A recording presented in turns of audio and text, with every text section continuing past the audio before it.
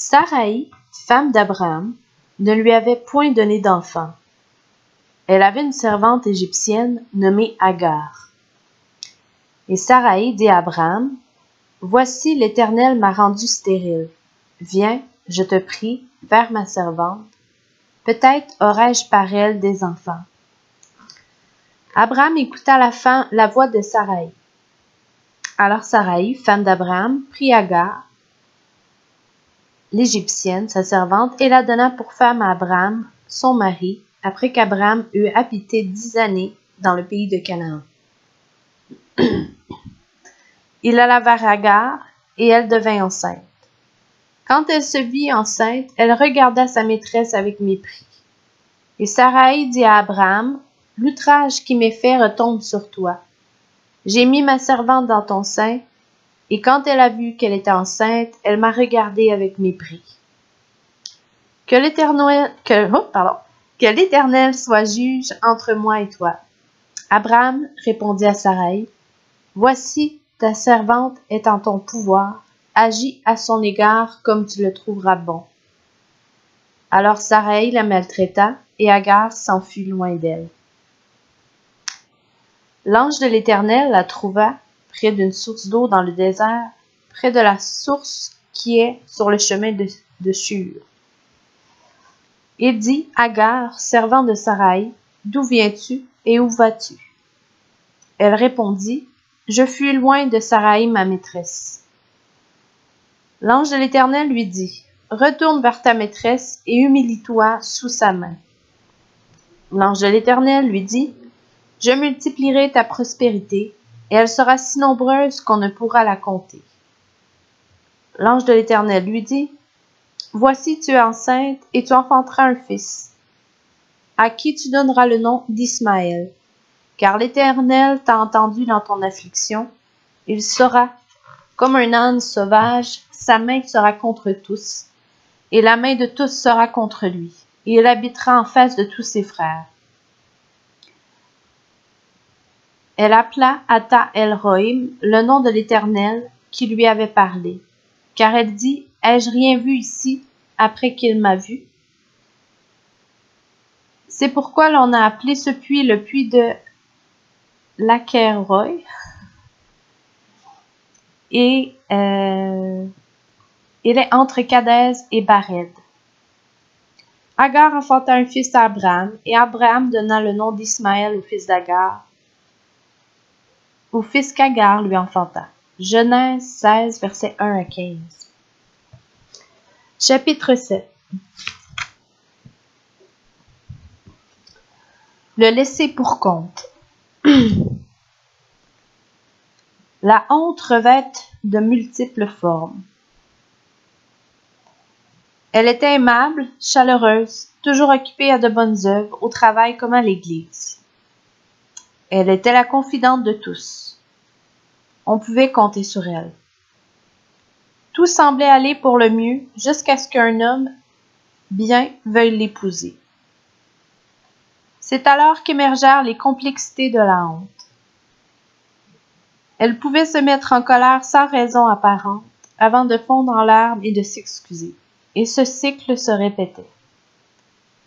Ceux qui la connaissaient assez bien auraient sans doute remarqué beaucoup de crainte en elle. Cependant, jamais ils n'auraient deviné qu'elle se sentait déconnectée de tous. Dans son esprit, elle n'avait droit à rien, y compris la miséricorde et la grâce de Dieu. Elle ne méritait que d'être abandonnée sur le banc de touche et ne voulait pas y entraîner qui que ce soit avec elle. Le profil de la honte inclut le fait d'être un laissé-pour-compte. Il existe beaucoup de parias avec qui on peut aisément s'identifier. Adam et Ève furent bannis, Caïn également. Avançons cependant un peu plus loin dans le récit. Comme la plupart des bonnes histoires, celle de l'Écriture s'étoffe et gagne en profondeur au fur et à mesure qu'elle se dévoile. Lorsqu'on arrive à Agar, on perçoit déjà partiellement cette richesse.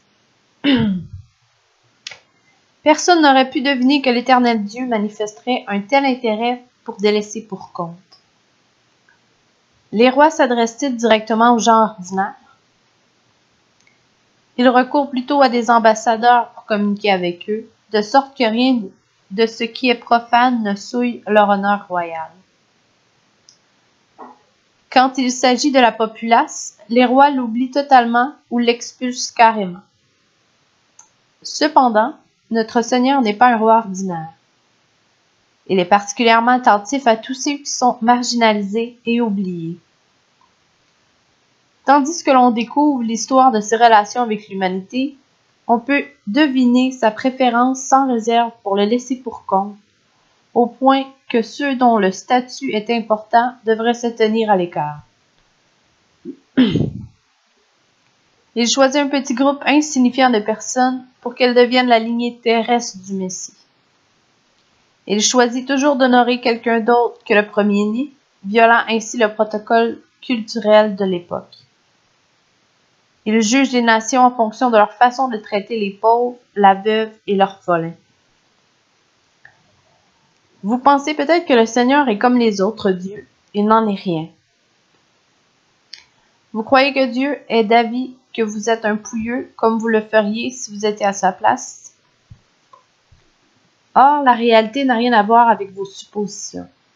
Écoutez donc ce que la Bible dit. Selon la tradition du Proche-Orient antique, une épouse sans enfant, pouvait avoir un enfant par une mère porteuse, c'est-à-dire en faisant coucher son mari avec sa servante. Pour nous, la potentialité de problème est évidente. Mais c'était la tradition malgré tout, et Abraham l'a respectée. Agar est celle qui fut blessée. Elle est l'un des premiers parias. Quand Adam et Ève furent chassés du jardin, ils n'ont pas été séparés l'un de l'autre. Au moins, ils étaient ensemble. Par contre, la honte d'Agar était extrême. Cette femme indésirable a été rejetée par les autres. En outre, on l'a envoyée seule en exil. Malgré tout, le message que recèle son histoire est surprenant et sans équivoque. Dans le désert, elle a appris que Dieu prend soin des marginalisés, des opprimés et des mal-aimés, c'est-à-dire d'elle. Si vous êtes honteux, le message de cette histoire est particulièrement approprié à vos besoins. Pourtant, certains le lisent et disent ne pas être touchés pour autant. Ils peuvent être en mesure de l'enseigner à autrui, mais ils ne sont pas encore à même de se l'inculquer. Lorsque vous entendez des paroles encourageantes, pleines d'espoir, belles et vraies, qui ciblent précisément votre honte, comment réagissez-vous? A. Je ne les écoute pas. B. Je pense qu'elles peuvent être utiles à quelqu'un d'autre, à quelqu'un de moins souillé et de moins mauvais que moi. C. Je ne suis pas digne de ces paroles. D. Je m'en fiche. E. Elle parle à mon cœur et m'apporte l'espoir.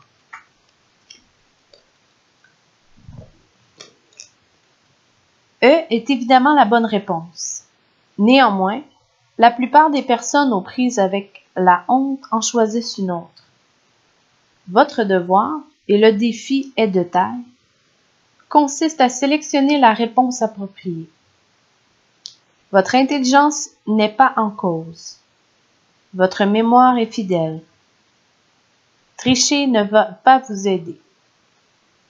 L'espoir qui vous est offert vous met toutefois dans un tel état de transe induit par la honte que vous cochez automatiquement les réponses A à D. L'emprise que la honte exerce sur vous vous pousse à croire que vous ne méritez pas d'être débarrassé d'elle. En conséquence, vous traitez l'espoir comme s'il s'agissait d'une substance polluée. Objectivement, cela n'a aucun sens. On pourrait s'attendre à ce que chacun saute sur l'occasion d'échapper à la honte, mais les choses ne se passent pas ainsi. Bien que les gens humiliés soient heureux de guider les autres hors de leur sombre prison, ils veillent toujours à regagner leurs propres cellules à la tombée de la nuit. Ils s'y sentent chez eux.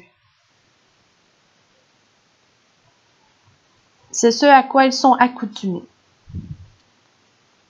Peut-être est-ce la force de l'habitude qui les y pousse, comme le fait de rouler sans réfléchir vers un endroit où l'on est allé un millier de fois et de se garer dans le bon espace, comme par magie. Toutefois, dans le cas de la femme presque fiancée mentionnée précédemment, la chose était plus intentionnelle. Elle était persuadée qu'elle ne méritait pas d'entendre quelque chose de bon. Elle retournait à sa prison chaque nuit parce qu'elle était certaine qu'elle ne méritait jamais de vivre ailleurs. Il m'est arrivé à maintes occasions de m'adresser à des groupes sans que mes paroles, soyons cléments, soient tout à fait claires et utiles. Dans de telles circonstances, aucun mot d'encouragement n'est susceptible de me convaincre que je mérite des éloges. Voyons voir. Étant donné que la quasi-totalité de ceux qui connaissent la honte ont l'impression de la mériter, il n'est pas impossible que vous aussi soyez préprogrammés pour éviter tout ce qui peut apporter espoir et encouragement. Que vous méritiez la honte ou pas, tendez l'oreille. Vous allez apprendre que Dieu n'adresse des paroles douces qu'à ceux qui se sentent indignes. Disons-nous donc quelques paroles douces. Ce n'est pas de ta faute.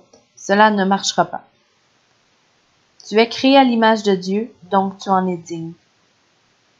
Belle tentative, mais cela ne fonctionnera pas non plus. Vous pouvez essayer la version populaire. Dieu ne fait pas d'ordure, et cela ne vous persuadera pas davantage. Vous avez besoin de quelque chose qui va plus loin. Montrez à Dieu tous vos efforts. Oubliez ça. Vous rappelez que vous êtes animé par un serpent, un ami, un enfant, un conjoint ou un chien fidèle. Ce n'est qu'un remède temporaire qui, franchement, je l'espère, ne fonctionnera pas. Dans le cas contraire, cela signifierait que quelqu'un d'autre est devenu votre Dieu. Vous espérez redorer votre réputation au moyen de l'acceptation de cette personne en vous liant à elle. Cela revient toutefois à tenter de tuer un grizzly, la honte, avec une sarbacane. Si vous avez mis votre espoir dans cette réponse, demandez miséricorde à Dieu. Confessez-lui que vous avez cherché du soulagement au mauvais endroit. La réponse la plus prometteuse est que Jésus vous aime, ce qui est indéniable. Pourtant, croyez-le ou non en général, cela ne fonctionne pas non plus. Soit vous préférez que quelqu'un d'autre vous aime, soit que vous ne vous sentez pas digne de l'amour de Christ. De toute façon, vous vous retrouvez à la case départ. Essayez plutôt une approche contre-intuitive. Pour échapper à la honte. Essayez de changer le sujet de sorte qu'il soit plus question de Dieu que de votre honte. Plus question de Dieu que de votre honte. L'idée de base est de se concentrer sur la valeur incomparable de l'Éternel Dieu, puis de se connecter à lui. Car tu es un peuple saint pour l'Éternel ton Dieu. L'Éternel ton Dieu t'a choisi pour que tu sois un peuple qui lui appartienne entre tous les peuples qui sont sur la surface de la terre. Ce n'est point parce que vous surpassez en nombre tous les peuples que l'Éternel s'est attaché à vous et qu'il vous a choisi, car vous êtes le moindre de tous les peuples. Mais parce que l'Éternel vous aime, parce qu'il a voulu tenir le serment qu'il a fait à vos pères, l'Éternel vous a fait sortir par sa main puissante, vous a délivré de la maison de servitude, de la main de Pharaon, roi d'Égypte. Deutéronome 7, versets 6 à 8. Ces paroles sont exactement ce dont nous avons besoin. Elles nous disent que Dieu est le meilleur roi qui existe. Il nous invite dans son royaume, il nous est fidèle en raison de son amour, pas de notre dignité. Il nous aime non parce que nous sommes aimables, mais parce qu'il est amour. Dans ce passage en particulier, il s'adresse à des canailles qui ne valent certainement pas mieux que nous. Une fois que nous nous sommes remis du coup porté à notre orgueil, je voudrais que ma femme m'aime parce qu'elle pense que je suis le meilleur homme qui vive. Que pourrions-nous demander de mieux? C'est le caractère de Dieu qui pose le fondement de notre lien avec lui. par notre valeur intrinsèque. L'estime de soi ou tout ce qui, selon nous, nous rendait acceptable pour Dieu, convient parfaitement à notre orgueil en revanche. En revanche, son effet secondaire est inquiétant, car il minimise la valeur de la croix de Christ. Si l'on pense être quelque chose, on n'a aucune raison de désirer la valeur infinie de Jésus et de recevoir ce qu'il a fait pour nous. Par conséquent, si vous vous sentez indigne de l'amour de Dieu, vous pouvez prendre l'une des deux orientations suivantes. Soit regarder à l'intérieur de vous-même pour y trouver un peu de dignité à apporter au Seigneur, et ça, c'est de l'orgueil. Soit vous tourner vers lui et découvrir qu'il éprouve de la compassion pour les indignes. Il est à la recherche de ceux qui, comme Agar, n'ont ni gloire ni honneur personnel à lui présenter.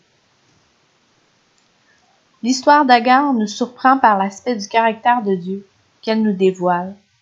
Notre façon d'y réagir constitue un test décisif. Elle révèle ce qui se passe réellement en nous et quelle direction nous avons choisi d'emprunter. Êtes-vous en mesure de dire « Seigneur, je te crois plus que je me crois » ? Parvenez-vous à comprendre que lorsque vous le croyez, vous vous associez à lui? Et quand vous ne le croyez pas, vous vous dissociez de lui. Pouvez-vous dire « Tu m'en demandes beaucoup, ce n'est pas naturel pour moi. Je ne savais pas que le fait de t'écouter pouvait être si difficile. » Notre promenade a des airs de combat. Attendez-vous à de l'opposition. Attendez-vous à ce que les mensonges auxquels vous avez cru vous fassent insister sur le statu quo. Pouvez-vous comprendre qu'il n'y a rien de plus important? Revenons à la femme dont la colère, la peur et l'isolement étaient recouverts d'une couche d'indignité. En démêlant un autre conflit induit par la honte qu'elle avait eue avec son prétendant, nous avons parlé d'Agar. Quand elle m'a demandé, avec plus d'émerveillement que de doute, Dieu a-t-il vraiment fait ça? J'ai su que nous étions en voie de désarmer la honte. À discuter. Première question. Diriez-vous que nous avons besoin de plus que de connaissances pour surmonter la honte? Beaucoup de gens connaissent l'histoire d'Agar sans que cela change leur vie, jusqu'à ce qu'ils y prêtent foi. Nous avons besoin du savoir qui conduit à la foi. La foi, se confier en Dieu plutôt qu'en nous-mêmes ou en d'autres associations, à son tour approfondit la connaissance. Question 2. Y a-t-il d'autres raisons pour lesquelles quelqu'un traiterait l'espoir comme si c'était une chose souillée? Comment sortir d'une telle forteresse? Question 3. Être vu par Dieu peut nous sembler intimidant, mais c'est une bénédiction. Comment est-ce le cas dans l'histoire d'Agar? Comment cela pourrait-il être une bénédiction dans votre situation? Question 4. Quel aspect du caractère de Dieu dans cette histoire vous pousse-t-il à l'aimer et à vous tourner vers lui? Question 5. Jusqu'à maintenant, quel est le message que vous avez entendu?